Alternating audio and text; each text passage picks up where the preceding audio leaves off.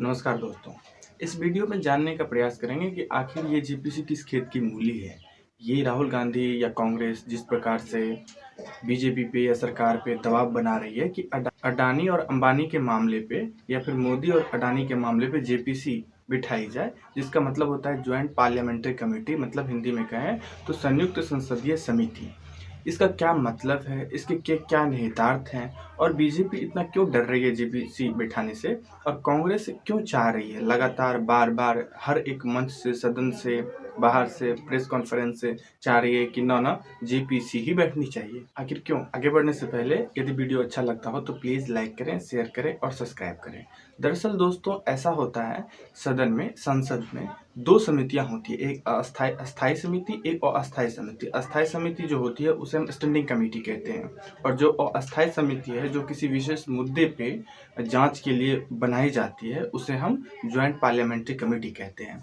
यही आज के डेट में जो चर्चा का विषय बना हुआ है, ज्वाइंट पार्लियामेंट्री कमेटी, ये एक अस्थायी मुद्दे पे बनाए जाने के प्रयास किया जा रहा है। मतलब बीजेपी चाह रही है कि न बने, लेकिन कांग्रेस बार बार या विपक्ष बार बार इस चीज़ के लिए प्रेशराइज कर रही है कि सरकार जो है वो जेपीसी बनाए अडानी के मामलों को लेकर के। जिस प्रकार से अडानी के मामला को लेकर के भ्रष्टाचार या फिर स्टॉक मार्केट में अपने स्टॉक को मैनिपुलेशन का मामला सामने आया, या ये जो उजागर हुआ कि मोदी और अडानी का रिश्ता क्या है, जिस प्रकार से राहुल गांधी ने इस पे आरोप लगाए, इस चीज़ की जांच के लिए विपक्ष चाह रही एक ज्वाइंट पार्लियामेंट्री कमेटी बने।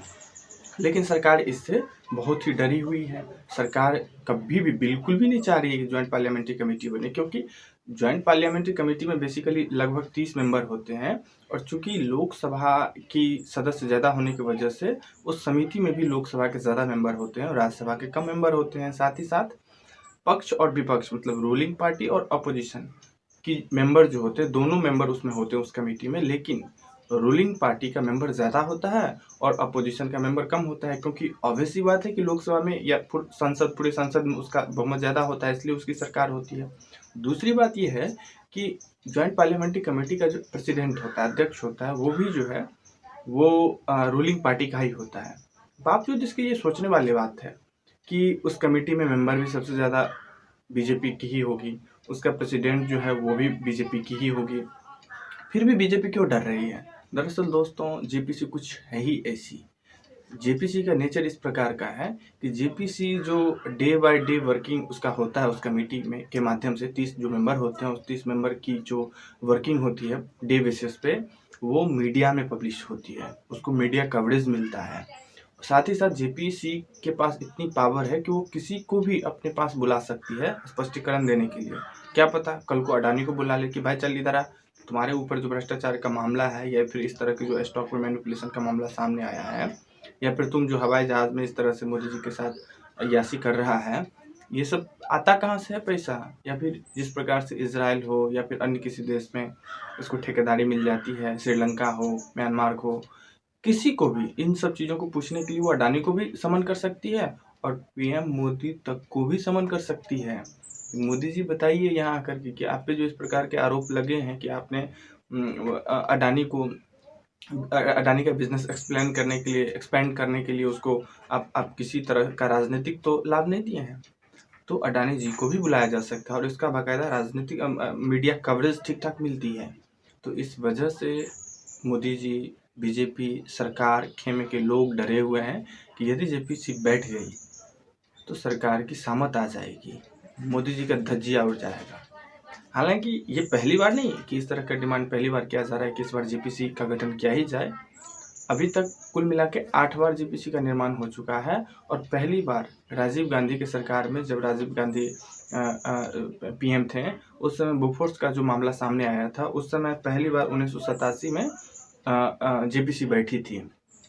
उसके बाद कई बार 1992 में भी बैठा, पीवी नरसिम्हा राव के समय में बैंकिंग से संबंधित कुछ मामला था उसके वजह से। उसके बाद 2001 में भी अटल जी के समय में बैठा, स्टॉक मार्केट में कुछ गड़बड़ी को लेकर के, स्टॉक मार्केट में जो भ्रष्टाचार था उससे संबंधित चीज़ों को लेकर के अटल जी बिठाए थे। उसके बाद फिर 2003 में भी अटल जी प्रधानमंत्री थे, उस समय भी जेपीसी बैठी थी। वो सॉफ्ट ड्रिंक में जिस प्रकार से मिलावट होती है उस चीज़ की जांच को लेकर के। आगे फिर 2005 में और 2013 में मनमोहन सिंह जब प्रधानमंत्री थे, उस समय भी 2 बार जेपीसी बैठी थी, एक बार जेपीसी बैठी थी वो 2G स्पेक्ट्रम का जो घोटाला हुआ था, इतना बड़ा घोटाला, उसके वजह से। और दूसरा था वीआईपी चौपाल, मतलब एक हेलीकॉप्टर होता है, उसमें कुछ गड़बड़ियाँ थी, इसके वजह से उस पर भी जेपीसी बैठी थी। और मोदी जी के समय में भी अभी तक 2 बार बैठ चुकी है जेपीसी, एक बार 2015 में और एक बार 2016 में। लेकिन 15 में जो बैठा था वो भूमि अधिग्रहण पुनर्वास विधेयक को लेकर के बैठी थी, और दूसरा जो 2016 में जेपीसी बैठी थी वो एनआरआई को लेकर के थी। कुल मिला के मोदी जी 2 बार जेपीसी अभी तक बिठा चुका है, लेकिन उसका रिपोर्ट क्या है, उसका आउटपुट क्या आया, उसको कोई खास मीडिया कवरेज मिला नहीं। जिस प्रकार से हम लोग समझ रहे हैं कि गोदी मीडिया सरकार के यदि विरुद्ध कोई समाचार होता है, सरकार के अगेंस्ट कोई समाचार होती है तो उसे दबा देती है। तो कुल मिला के 2 बार तो बैठी है, उसका कोई रिपोर्ट या फिर उसका क्या आउटपुट आया उसका कोई था पता नहीं है।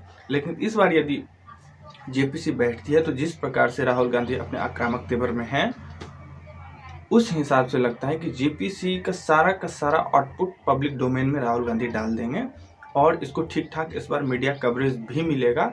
क्योंकि मोदी जी या बीजेपी जिस प्रकार से मोदी और अडानी या फिर अडानी के बिजनेस एक्सपेंशन को लेकर के जिस प्रकार से उसका बचाव करते नजर आ रहे थे एक लंबे वक्त से, उस हिसाब से दाल में कुछ काला तो है ही, ऐसा संभावनाएं जताई जा रही है।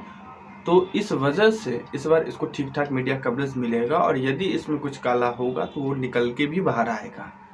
तो कुल मिला के यही एक इतना बड़ा जेपीसी का जो मुद्दा है, ये किसी खेत की मूली नहीं है। दरअसल ये सरकार की सामत आने की एक कमेटी है, जिसे हम ज्वाइंट पार्लियामेंट्री कमेटी कहते हैं। इस वीडियो में इतना ही। अच्छा लगा हो तो प्लीज़ लाइक करें, शेयर करें और सब्सक्राइब करें। Thank you.